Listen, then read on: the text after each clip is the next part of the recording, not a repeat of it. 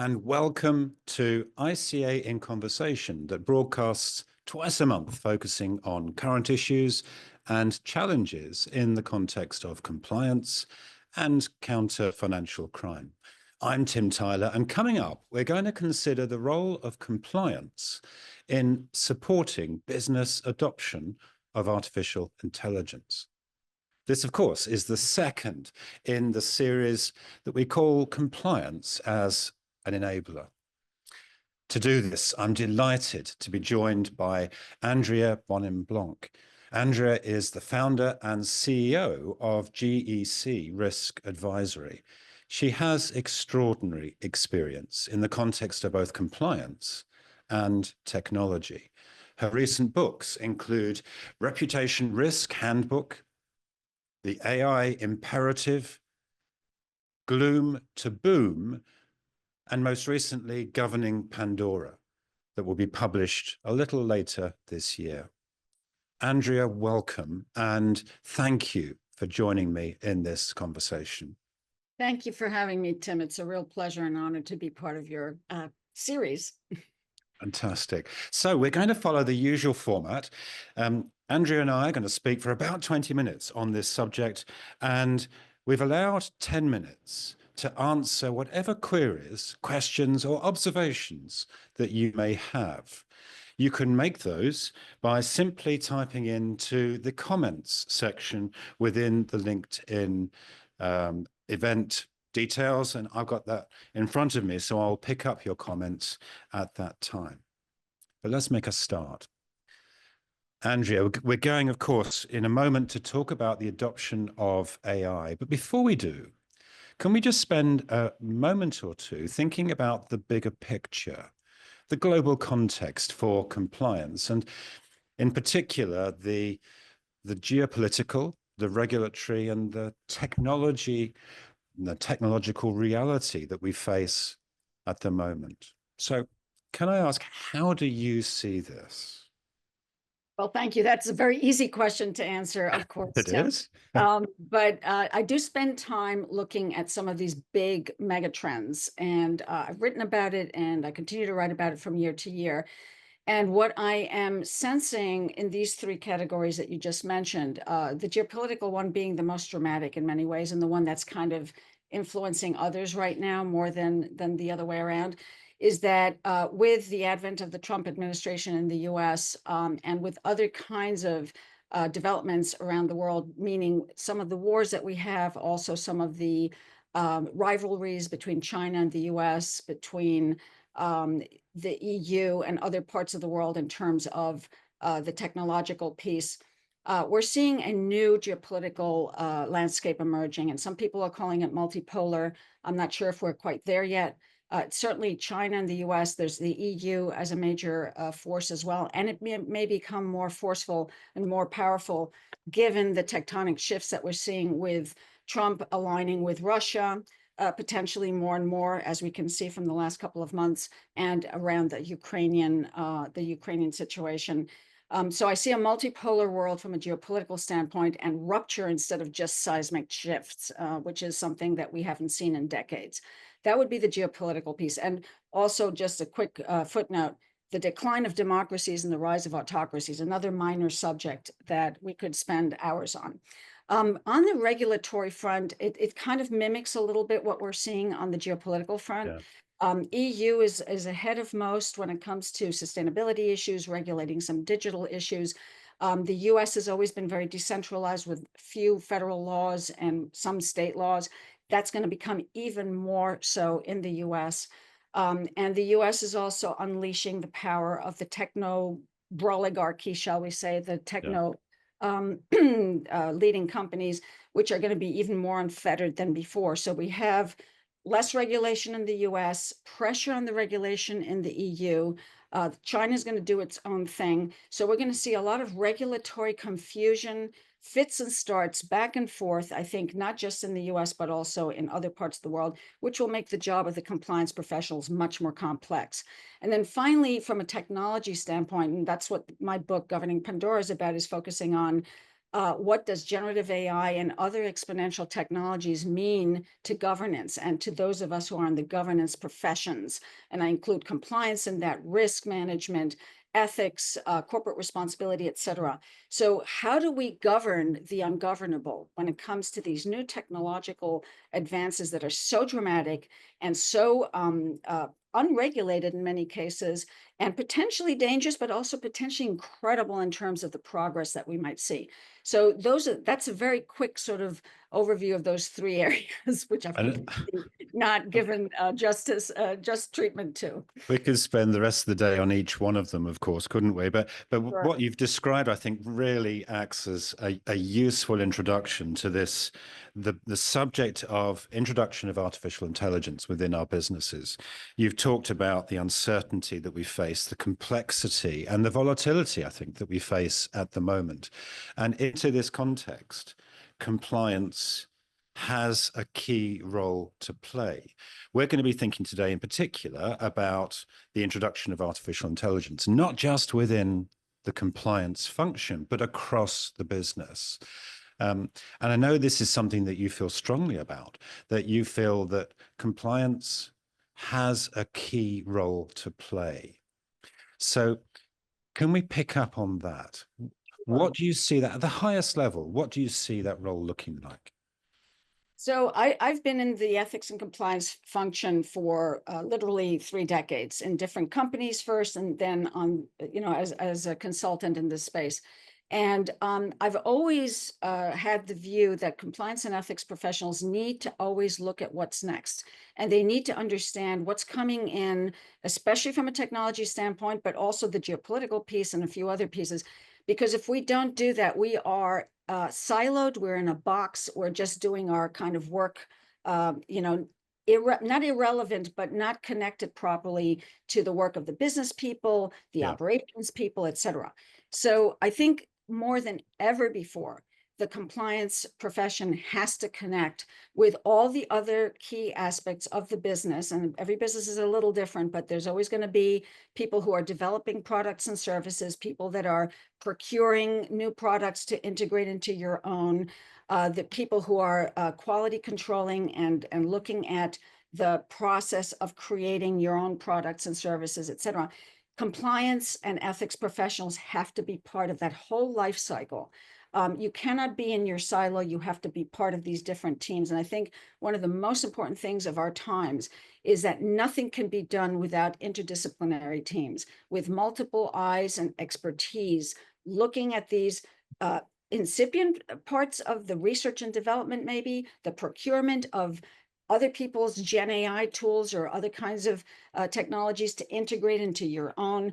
Because if you're not doing that, if you're not bringing the compliance and ethics lens to those things, there will be failures. There will be quality, problems.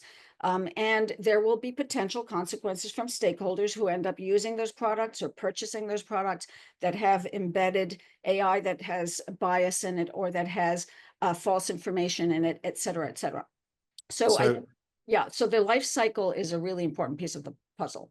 So, I mean, this is really helpful, isn't it? And I don't think it just applies to the adoption of AI. I think there's a wider lesson here about the role of compliance, having a thorough, comprehensive engagement with and understanding of the business that it serves.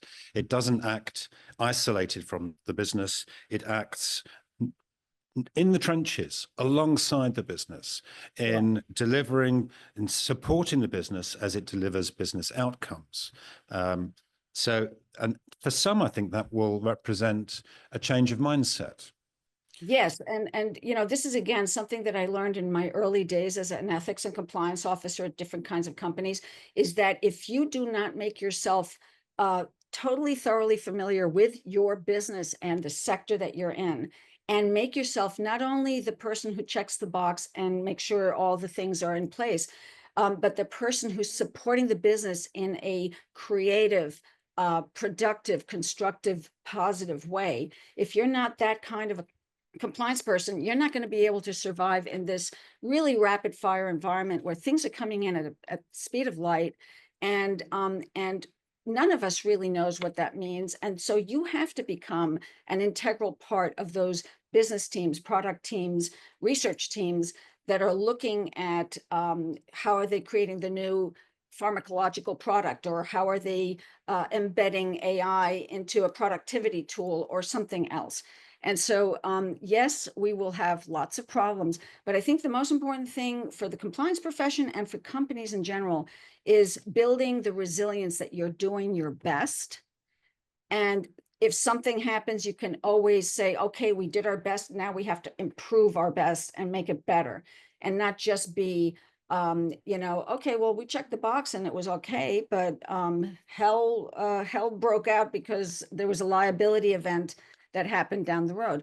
And yes, liability events will happen, but getting back to the reputation risk piece, your reputation risk will not be as bad if you're building these protocols into the system, into the life cycle, including yourself as a compliance officer.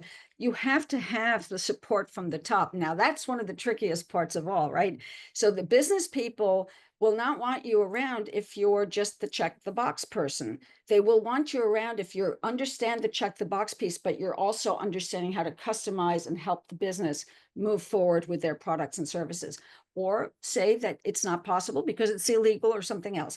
But at the end of the day, we have to be partners with business, not just the gatekeepers and the limiters of business. So can I pick up on one or two of the things that you just touched upon and just unpack them a little? So you talked about the importance of building resilience. Could you just briefly explain, well, what do you mean by that? Yeah. Okay, so that was the topic of my last book, Gloom to Okay. Bloom. Yes. I talked about ESG and technology issues, and then how do you build organizational resilience? And the point there is you want to have, starting with governance, starting with the board, starting with the highest levels of the organization, understanding these issues and supporting them and providing the tone from the top and the budgets. And you want to have that part of the culture, the ethos of the organization. And compliance professionals, especially those that are also in ethics and compliance, have a huge role to play in helping to embed some of those best practices into how you do business, not just getting the targets, right? And so then there's, how do we have an impact on stakeholders? Who are our most important stakeholders, and how are we protecting them from the downsides and giving them the enhancements that also create value for us as a company, right? So there's a role for the compliance and ethics professionals to play in governance, in the ethos and culture building, in the impact on stakeholders. And when we're talking about technology, those impacts are known and unknown, certain and uncertain. And so we have to spend more time understanding how we deal with this, what I call stakeholders in the tech loop. We talk about humans in the loop. We have to talk about stakeholders in the loop. And compliance professionals have a very keen eye to understand some of these things that have consequences then on their customers, on their employees, on the communities, et cetera. So it's grafting what you already do, but having a future look on it, having a foresight piece on it. And that is the other main ingredient, is having foresight and plugging yourself into the business strategy. I have in my new book that's coming out at the end of the year, I talk about the exponential governance mindset, and it's geared mostly at leaders and decision makers, but it applies to everyone. And it's 5 pieces that talk about these kinds of things, of integrating, embedding a responsible tech culture into the ethos of the organization. It's about embedding yourself as a compliance officer into the 360 tech governance. There's so much tech governance, and it has to start at the top and also at the bottom and be integrated. And I could go on. I know we have. Yes. What I'd like to do, though, is just work with you. This is all fascinating, and there is so much that we could talk about spinning off from this. But I'd like to work with you just to think through the adoption by the business of a new piece of technology driven by artificial intelligence. So the business now is at the beginning of this journey, where they're looking to maybe change their operating model to make it more efficient, to realize cost savings, and they see that AI has a role to play. So here we are right at the beginning of this journey. Where do you see compliance in this? And I wonder if we could sort of build out from that to see how compliance can help the business in that journey.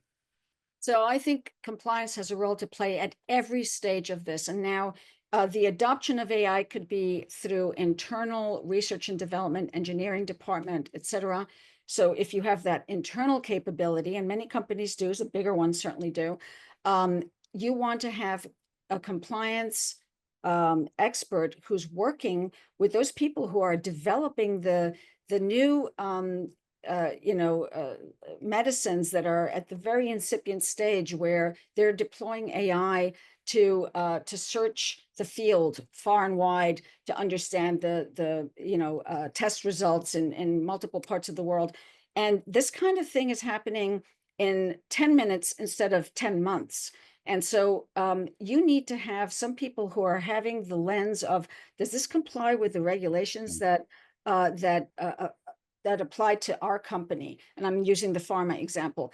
Do these early AI usages and then implementation into some of the results of the research and development? So you go to each stage of the life cycle of either the product or the service that your company is evolving.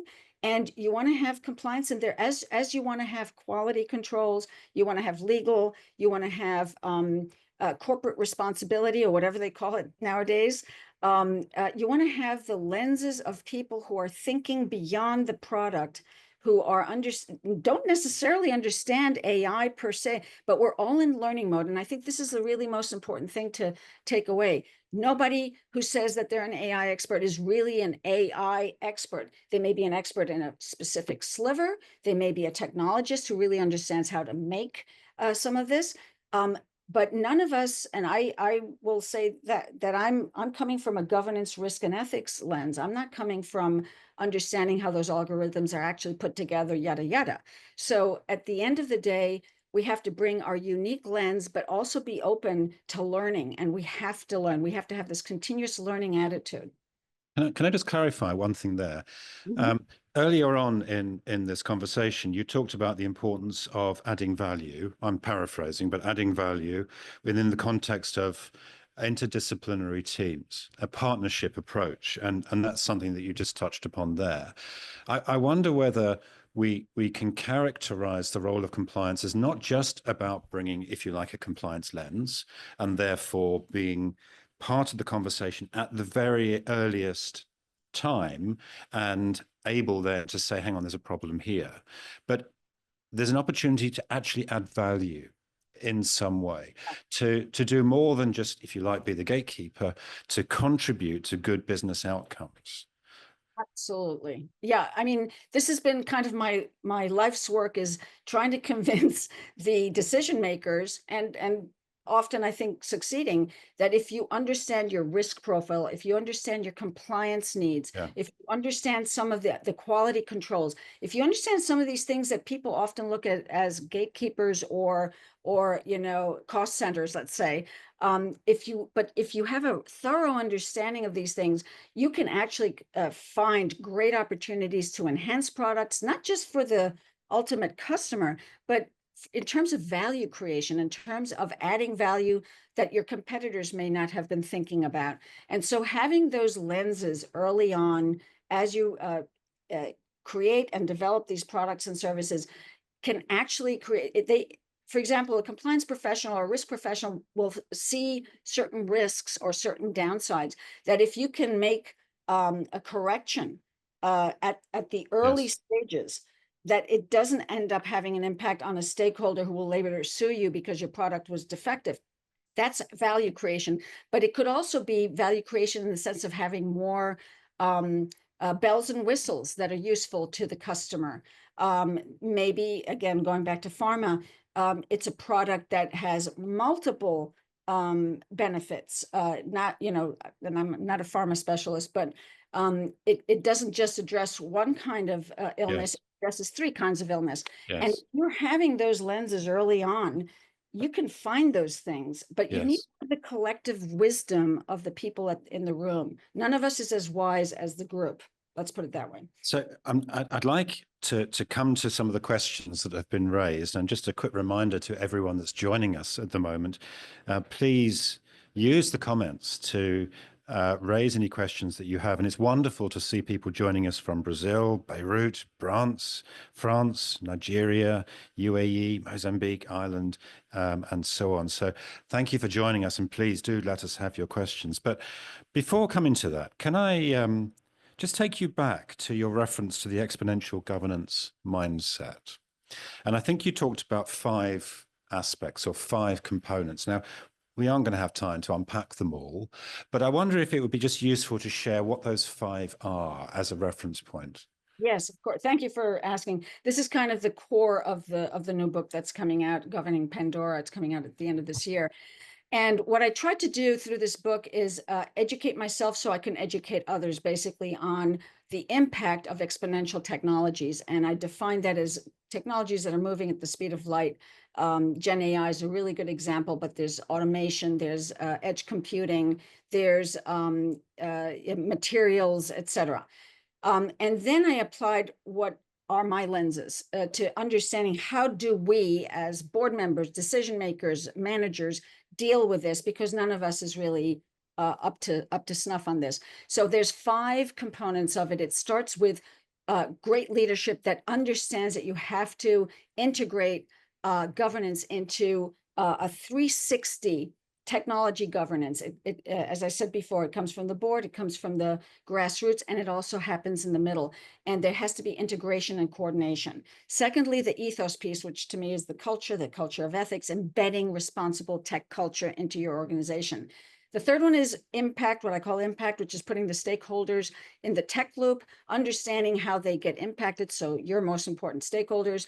Then I have a piece called resilience, an element called resilience, where I talk about deploying not only a poly-crisis mentality, which is something some others have coined already, but a poly-risk mentality, which is understanding that risk is very multifaceted and overlapping.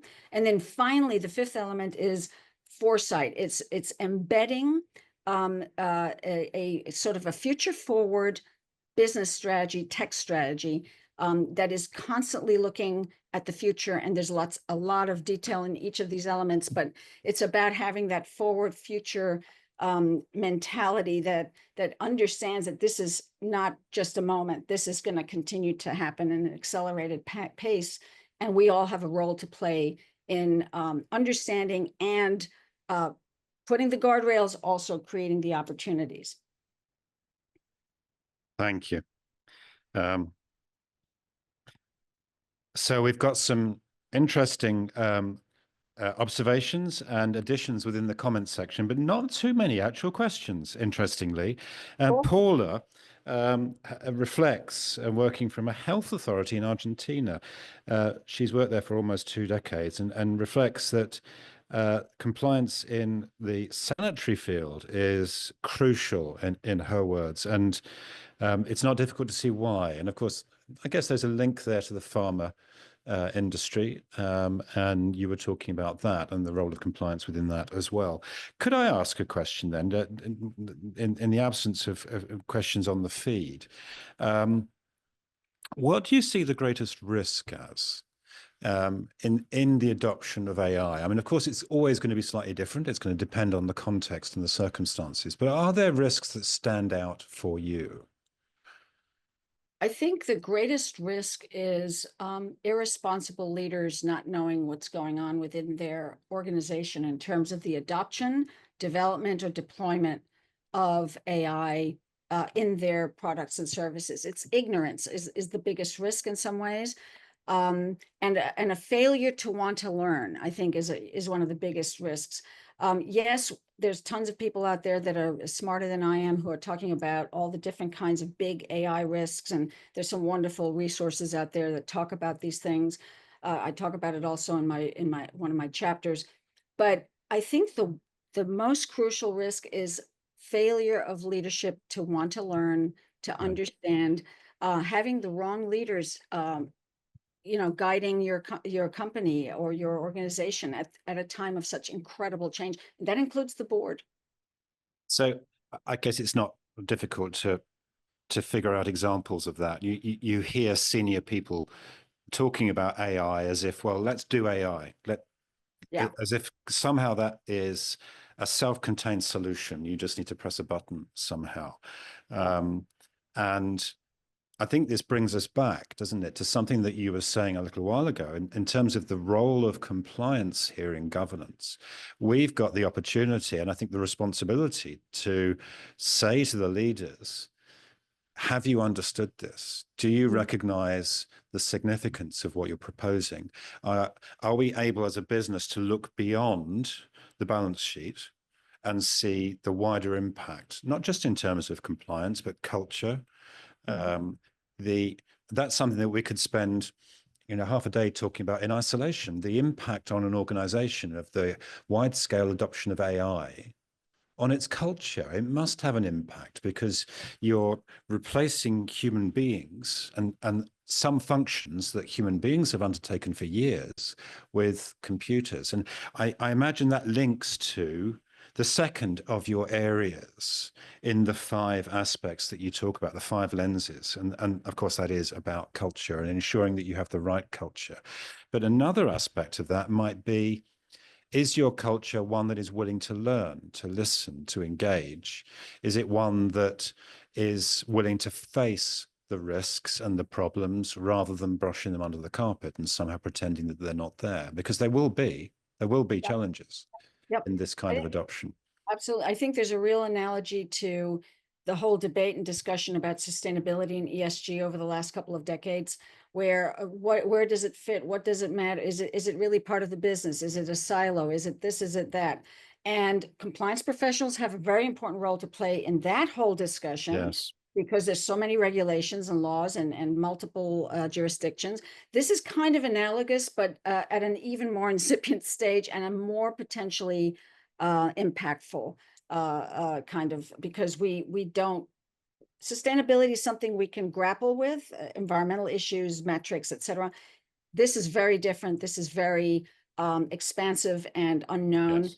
And I think, I'll leave you with a thought, which has kept me sort of going with all this, is that the one thing we can count on is uncertainty. The one thing that is certain is uncertainty. And the one thing that is predictable is unpredictability. So I think the compliance profession has a really important role to play in understanding the current regulatory frameworks and how it applies, but also how it's moving. And the compliance profession has an absolute responsibility to keeping an eye on what's going on in the jurisdictions that are relevant to them.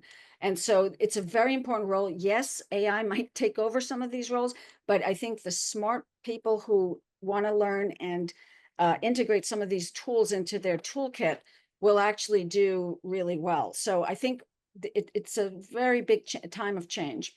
And you've answered actually one of the questions that has just come in from Paula, who asks, is it our responsibility within compliance to update our knowledge about new tech rules? Well, you've addressed that. Absolutely it is. But of course, there's a wider responsibility to ensure that they're used responsibly and in a way that's culturally appropriate, that manages the risk effectively, all the things that we've talked about across the business. There are now 1 or 2 other questions. I think we've got time for just one more, I think, if we can, Andrea. So Annette, you've asked, should AI trials be simply rolled out to various departments to, in brackets, try out what it can be used for, or should we have a more controlled approach to this? So that's an interesting question. I guess that's asking, can we just adopt AI in a small area, piecemeal, see whether it works for us or not, and make a wider decision? I've got some thoughts on that, but what are your thoughts on it? I think you can do both. I think you can have a walled area where you do trials and experiments, where it doesn't connect back to the internet and all of your company secrets disappear, right? Into Yes. the the ether. So I think there are ways to do controlled experiments that will help you become stronger, more resilient, and able to then broaden the application of these new tools. So I think, yes, Yeah. you have to experiment, but you can't be too controlled, because then you'll never understand the implications of it. So sort of beta testing in a safe environment. And really, there's an obligation to do that, certainly before we open up the floodgates potentially and risk losing our data, customer information and the like, and into the internet. So, and a really good question, and thank you for sharing that. But that brings us to the end of this webinar. The time has gone very, very quickly. I'm going to first of all thank you, Andrea, for your time. It has been an absolute pleasure talking to you, not just in this webinar, but prior to it as well. And I hope we can stay in touch. Thank you, wherever you are in the world, for joining us today. We hope this has been useful. The next In Conversation takes place as always, on the second and fourth Wednesdays of the month. So it'll be the second Wednesday in April. I think it's the 9th. I'm going to be talking to Heather Worster about the ICA's publication. We recently published details of our training delivery approach. We'll be unpacking that. And I hope sharing some, I don't think there are secrets, but sharing some insight around how it is that we develop and deliver our training that we hope can be of use to others working not just within the training environment, but also as customers and commissioners in this environment as well. But for the meantime, do take care, everyone. And Andrea, thank you again for joining us. Thank you all.